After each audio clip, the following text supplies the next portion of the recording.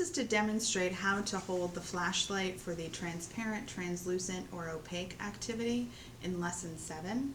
We're going to demonstrate it using saran wrap as our transparent material, wax paper for our translucent material, and aluminum foil for our opaque material.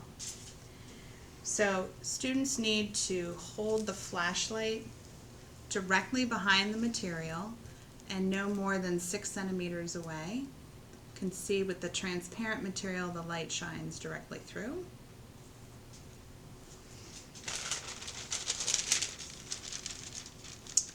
With the translucent material, some of the light will shine through.